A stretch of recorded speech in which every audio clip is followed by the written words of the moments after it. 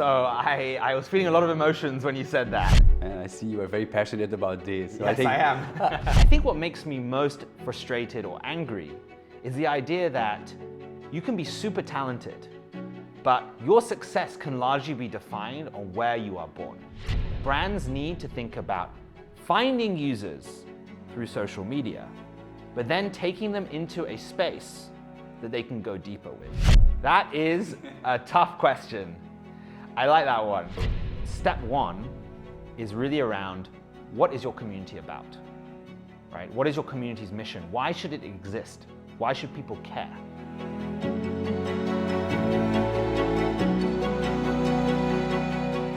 What comes first? Selling your products or adding value? Join me for a powerful conversation with Alex Dwek on why you should start today building your community, and we'll tell you exactly how to do it.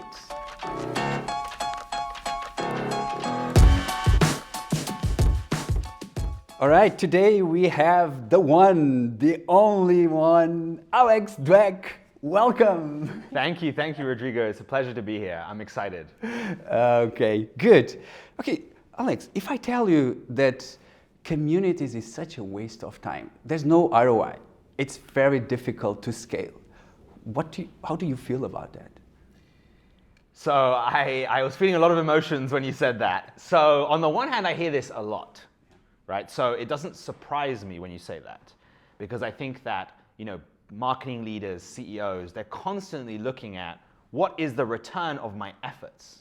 And I think the first thing that people always think about is revenue. And I think the challenge with communities and why people say that is because it doesn't always lead to revenue today, right? It's a longer term bet. And so when I think about that, I think, okay, I'm gonna have to educate you a little bit about why it's worthwhile. But I also would say you're wrong, because community does have ROI, right? And it's just about what you measure. That's a great beginning. But I think a good place to start is to understand a bit of the context about, and I think maybe we can go into how do you think technology, the evolution of technology, has affected the way we build communities? Yeah, so that's a great question. So I've thought about the evolution of communities a lot.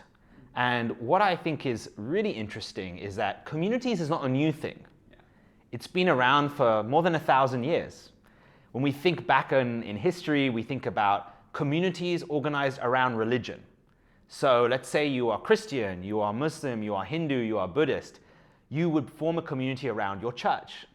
You would meet each other, you'd have events, you'd have activities. So that was the first kind of real stage of community. And then, you look forward into the future, you think about communities of countries, right, of nations. Not only am I Christian, I'm also British or Singaporean, right? And so that was how communities organized, and you have a common identity and a flag and an anthem and all these things.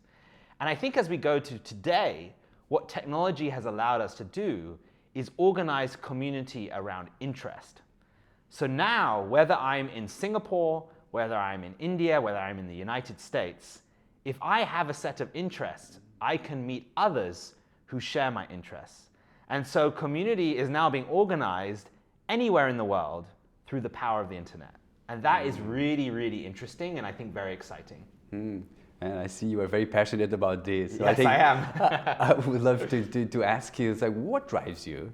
Yeah, so I thought about, what are things in the world that I'm angry about, right? And I think what makes me most frustrated or angry is the idea that you can be super talented, but your success can largely be defined on where you are born. And I'll give you an example. You could be an amazing software engineer, right? And if you were born in San Francisco, the opportunity you would have would be far greater than if you were born in a small town in, let's say, India or Pakistan or Malaysia, right? And I think that's not fair, right? And why is the opportunity greater? It's not just about money. It's also about who you are surrounded by. So if you are born in a small town and you're the only person who is interested in software engineering, you don't have other people you can learn from. You don't necessarily have people who are building companies who could hire you, right? Your opportunity to develop is more restricted. Whilst if you were in San Francisco, there may be thousands of other engineers, companies building, and you can just evolve and learn much faster. And so because of that, I'm just so motivated to find a way in which people, no matter where they're born, can meet like-minded people, learn with them, evolve with them, and eventually also make a living as well. Wow, that's very powerful. I mean, it democratized so that everyone, anywhere, have access to the same opportunities, right? Correct, and I think that that's what the internet promised. Yeah.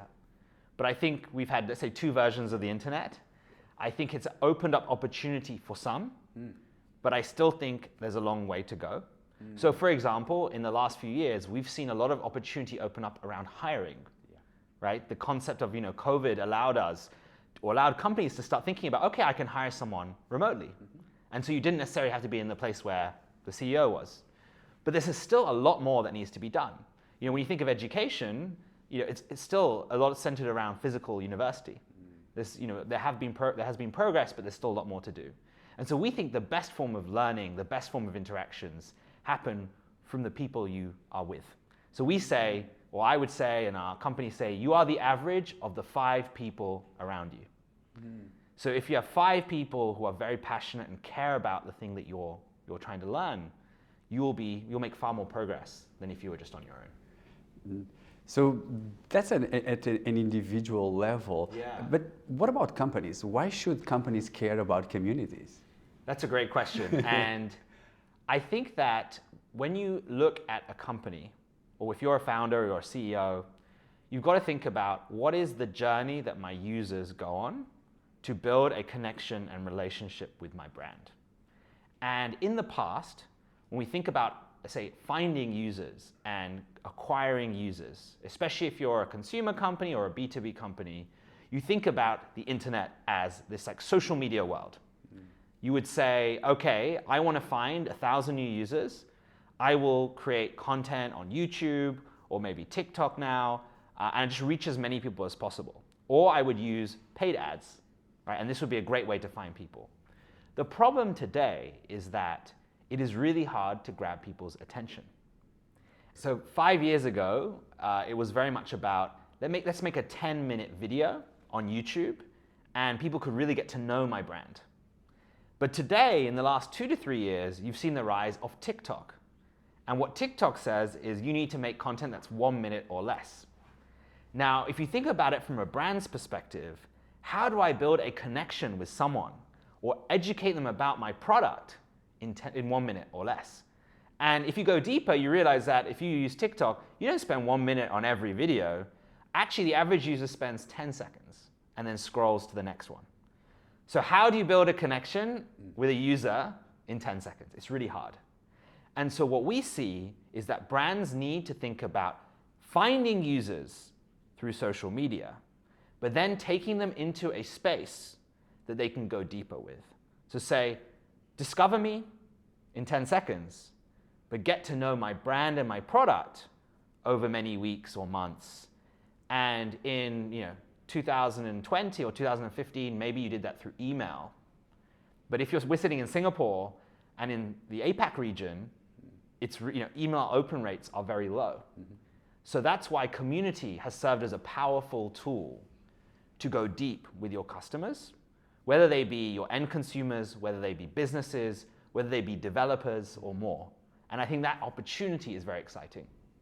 It looks like a huge opportunity. So but why do you think companies are not doing that, capturing that opportunity? So I think that community building is not straightforward. So when I think about a viral video, so our background, we're from the content creation space. You post a really engaging video, you get 1 million views. There's instant gratification.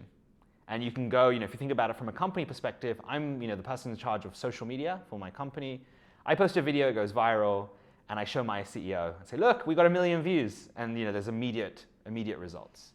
With a community, it starts small and grows big over time. So the power of community is that every time a new user is added, it gets more powerful. So think about this, and I'll explain the example. If I set up a community today of salespeople, right? For example, I want to have a community of all different, actually, if I give you an example, this is a really interesting example for a company building a community. Imagine you wanted to build a community of sellers. So I would give an example of in the real estate or in the insurance space. So I'm a real estate business. I could have a community of real estate agents. What could I do with them, right? I could educate them on ways to sell. I could allow them to share best practice with each other, right? So they each improve. I could allow them to share leads, right? But through the value that I provide in the community, the connection gets stronger. So if you think about it, if I have 10 realtors in this community, then 10 people share information. But then every time I add another 10, the community becomes more valuable because others know, wow, there are now 100 community members in here. There are now 1,000 realtors in here. So the point I'm trying to illustrate is that a community over time just gets stronger and stronger. It's not a one-off transaction, right? It's something that just gains more and more value. So the difficulty is to say, how can I build a roadmap or a way to do this that allows me to be patient, but also I understand that the results will grow over time. And what can be like real benefits from building a community for an organization? Yeah. So I think organizations can look at community in different ways. So a benefit can be for, let's say a community is outward, let's say a brand is outward facing. A brand could say, a community will help me connect with my potential customers without having to sell them immediately. So I'll give you an example. If I cold email someone, I'm sure you receive hundreds of cold emails from people saying, buy my product. What do? I tend to just ignore it. But if I say to an individual, right, I as a brand have a lot of knowledge about the industry, and I'm actually want to invite you to hear about all the things that I've learned for free, right? It is something that says, hang on a second, that provides value to me. So that same person who would ignore your email may now interact with you. Once you start the interaction, you start building that relationship. This brand has knowledge. This brand has value in my space. We were talking about an example, Rodrigo, earlier about, let's say, a credit card company. And I think what's really interesting is that credit card companies have a wealth of data. They know on a mass level what people are spending, where they're spending, what are the new emerging things, new emerging products that people are spending. So imagine if a credit card company says, use our credit card. You may say, no, I already have a credit card. But if a credit card company says, come to our discussion or our talk where we're going to tell you the latest trends of what people are spending and what's emerging that you have no idea. There's actually companies that you don't even know that are doing really well. I'm saying, hang on a second, this is useful to me. Let me engage. And that's where the connection is established. And that mentality is a bit of a shift because what you're saying is, I am not selling, I am providing value.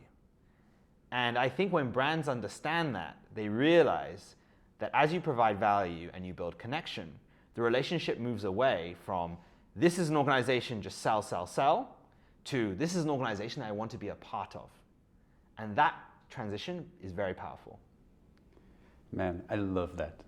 I really, really love that. So something that also what you're saying is that a lot of companies, they focus on selling the product. And what you're saying is like, if you focus on adding value to the person, right? The person feels valued, there's a connection, and then naturally the person will be more open to buy your products. Yes. Right? And so then the question comes, wow. On an individual level, Rodrigo, you and I have a connection. Yeah. We get on well. That's great. The question is then, how do I scale that? Yes. And that's where community comes in. Because I can get one individual partnerships person or salesperson to go door to door. Or I can say, let me build a place, a private space, when I can have 100 people, 1,000 people who get that same value that one individual can give. And not only do they get the one-to-one, which is I'm CEO, COO, I give you value through the community, but they get the interaction with each other, which they would never get when a salesperson turns up at their door. Yeah. And that combination is tremendously powerful. Wow, that's super powerful. So you see a lot of people and organizations trying to build communities. What do you think are the biggest mistakes that they make? So the first mistake that I commonly see is an organization says, I want to build a community, let's go. But they haven't thought about what the community is about and why should people even bother? What is the value inside the community? So if I was starting a community for my business today, I need to ensure that it's worth coming inside. So we call it like the hook that's in to come into the community. So the hook could be a few different things. It could be, I'm going to bring people together through an event, or I have a valuable resource inside the community. So I would use an example of, let's say, a VC. A VC can actually build a great community because VCs see different companies pitch every day. So they know what a good pitch looks like and what a bad pitch looks like. So imagine a VC wants to build a community for startups, and they want to have a hook to come into the community. They could say, hey, we have established a resource which will give you 12 amazing pitches. It's available in the community, you just need to join. That gives me a compelling reason to go, oh, I want access to this, let me join. So that's one, the hook. The second thing is that a brand thinks, okay, going back to the selling point. A brand says, I want to use this community to sell my product. So what they say is, come join this community to learn all about our product. Well, actually, most of the target audience probably don't want to go and learn about your product, right? If they wanted to do that, they probably would already be a customer, they would already be very bought in. But if this is potential customers, you need to move away from selling your product. In fact, your product shouldn't really be the core part of your community, ideally. It should just be that your product provides potentially the solution to the problem. And so it's hard mentality to shift. Do not sell, provide value. You're seeing a theme here. So I think those are the two most common mistakes I see. Do you have a great example of an organization that is doing it really, really well? Yeah. So I think one of my favorite communities is actually from a brand called Lululemon. Yeah. They are a sports brand, apparel brand. They're based in Canada, I believe. And why I love them is because they decided they wanted to combine online with offline. So what they said was that our brand is about sports clothing and fitness, but what we want to do is build a community around getting fit and healthy, which has nothing to do with buying our clothing. So what they did was they organized a series of online and offline fitness events, yoga sessions, running events, and it all culminated. So it happens online and also in their store. So the community invites you for free to come to their store and do a free yoga session. Each city has a community leader. And so you go to the Lululemon store, you do the free session, you don't need to wear the clothing, you don't need to do anything with the product, but you meet other people, you understand what the brand stands for, and then what they do is they bring all the people from around the United States together in one place, and they do one big event together. So they build grassroots community in each city, and then they bring you to the store, they provide you with value about fitness, and then they bring you together. And so what that does is it builds a connection. You're like, Lululemon knows what they're talking about when it comes to fitness. They have connected with me. I've met the people there, the coaches. I know they're great people. And I've met a bunch of other people that care about what I care about. So then, if you think about it, your natural next step is to say, because I like Lululemon, I like the people there, I like the people I meet, I want to buy their clothing. So they never ever sell you their clothing. They may over time provide you with discounts and opportunities, but just over time, they've built a very strong affinity to the brand, and they get people in the community to become ambassadors, and there's just a really nice combination of what they care about online and offline. Wow, that's a really, really powerful example. Right? I really like that. I think there are, sports is a great category, but I've seen this happen in other categories as well. So I think I saw a very interesting one in beauty as well. So Sephora, the brand, they actually have an online forum where people can exchange makeup tips. They can actually meet others who are experts in how to do makeup. And so what they're doing is people are using the products which Sephora stocks. Yep. So you build that connection of when I want to learn about beauty, I go to Sephora's community, and therefore I've now surrounded people, I've got people who are my target customer. Yeah. I'm not selling them Sephora, but naturally when the time comes, they associate these things with my brand. So, but that's a great point. So, but how do you think an organization can balance the needs of the organization with the needs of the community? That is a tough question. I like that one. It's one of these challenges which I think every brand needs to think about where the tipping point is. So we talked about consumer-facing brands. So I think that there is a point where you're saying, I can only give this much value because of the time and the cost. But one of the things that I've learned is that actually customers are busy, right? Their expectation is not that you provide them with value every day. If you can provide them with a bit of value every week or even a couple of times a month, that is still meaningful. And on top of that, I think the tipping point for a community is when it's not just the community owner or the manager or the employee who is starting the interactions. It is when you start getting a core of individuals who are very passionate about the community and they are starting the conversations. Once you achieve that, the community becomes a lot more sustainable. And then I think when you talked about balance, you're like, well, as the community sustains, I actually can be a little bit more hands-off. But on top of that, what's interesting is every piece of content that I do makes the community better. So let's say we have an event, here in Singapore, and we discuss something interesting, we record it, we upload it into the community. If someone joins next month and we have the second event, they actually now have 2 pieces of content they can watch.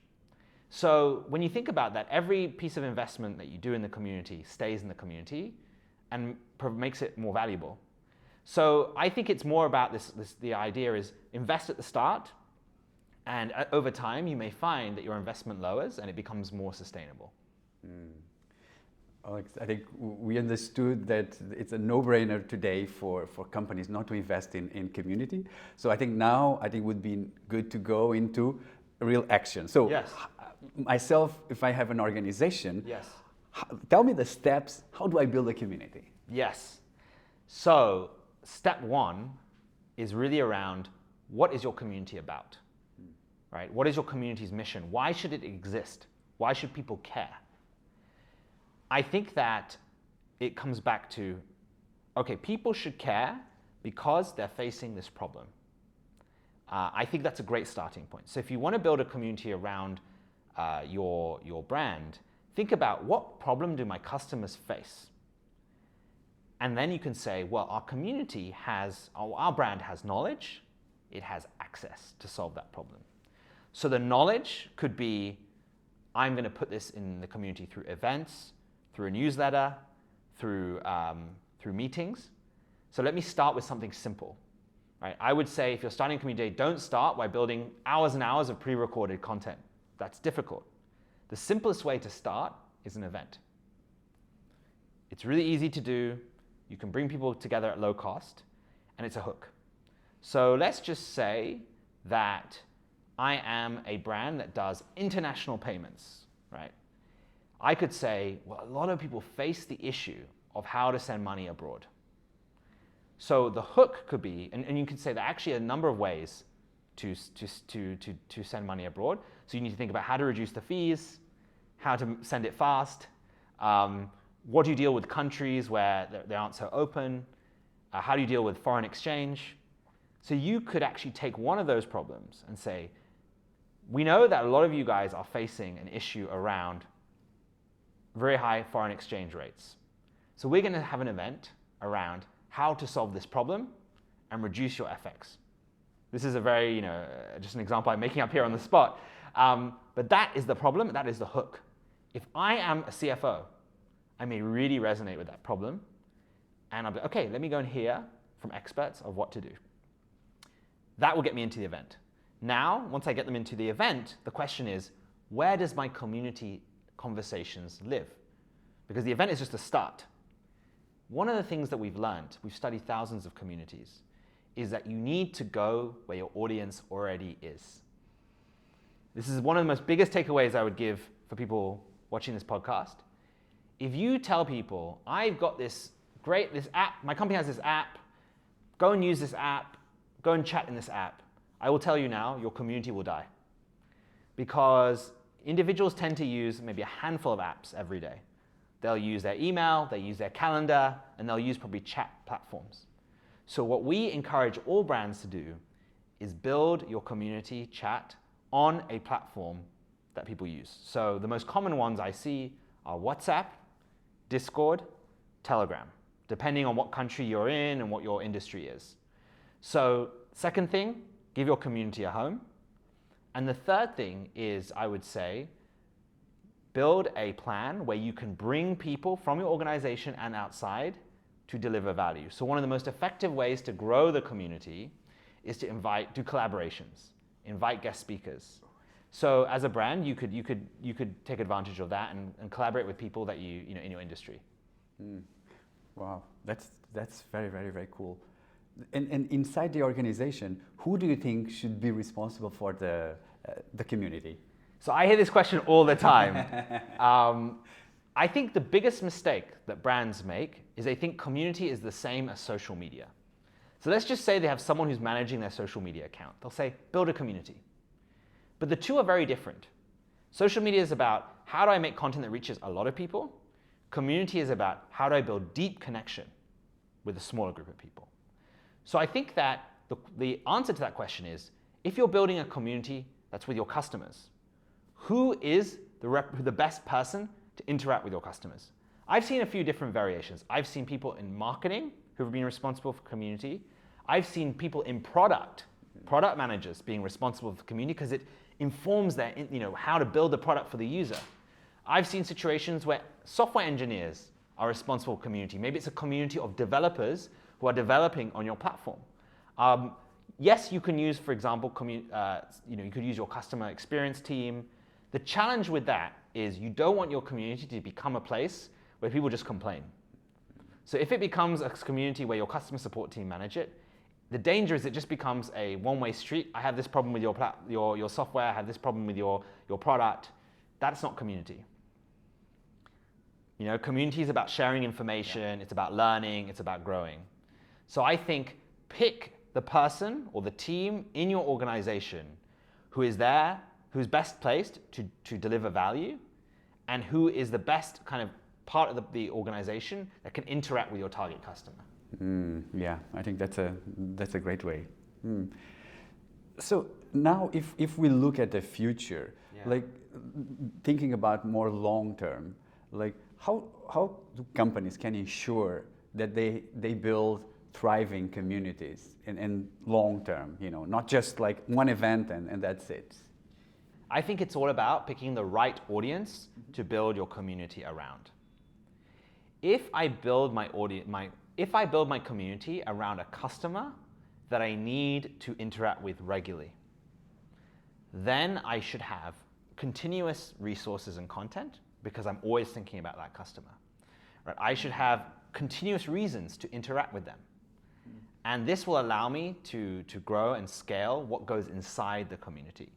So I'll give you an example. My company, NAS.io, we build for community managers, right, and brands.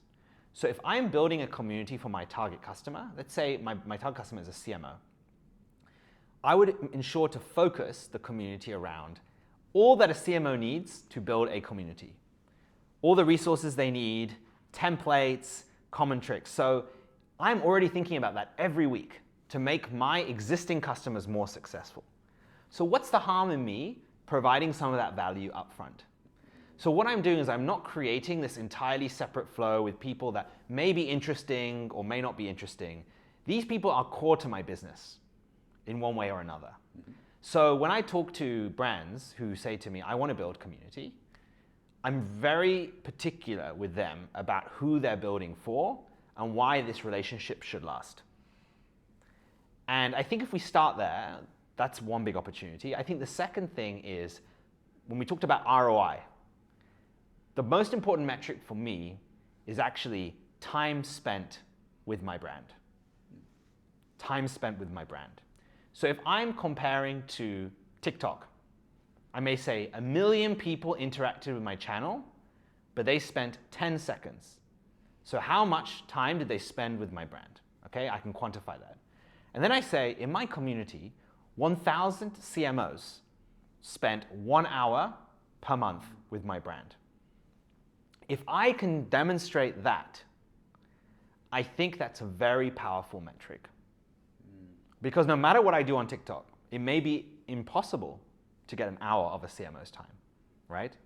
And so then, if you can prove that, I think those people who are advocates for community inside their company have a very strong leg to stand on when they kind of advocate for budget and they allocate. So a sustainable community needs to have someone who's dedicated to it in the company.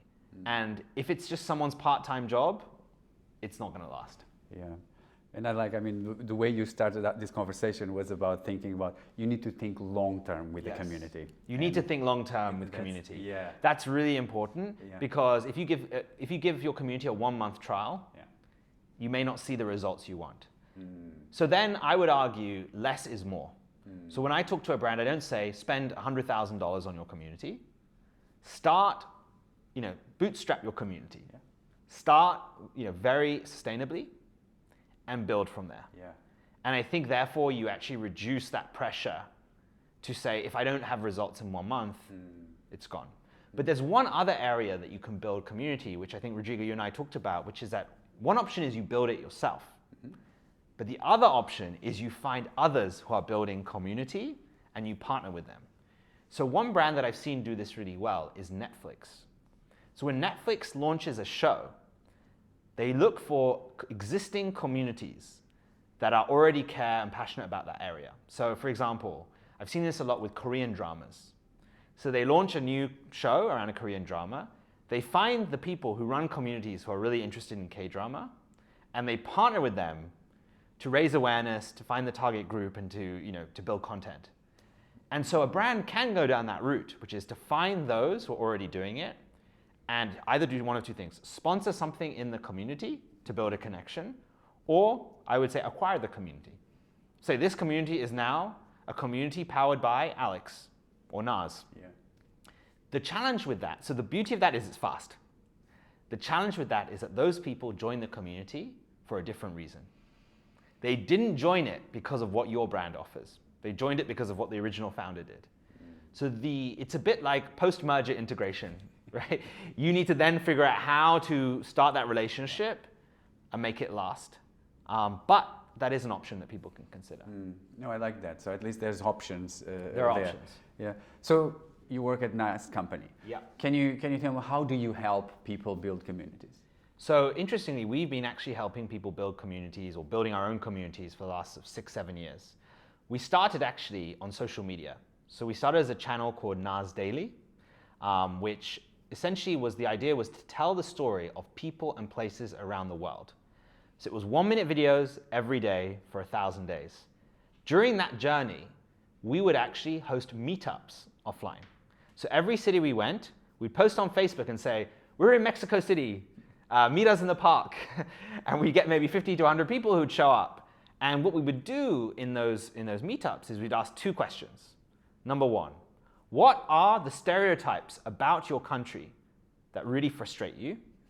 And number 2, it was what are the things that are wonderful about your country that no one talks about?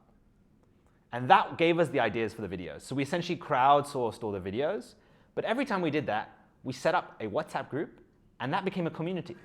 And actually, even to this day, those communities are still active. So that was the start of our community journey. And over time, as we worked with different brands, different creators to do the same, we realized that there is actually a really big problem, which is that communities are fragmented. People don't know how to house all the information. And so that's when we built NAS.io.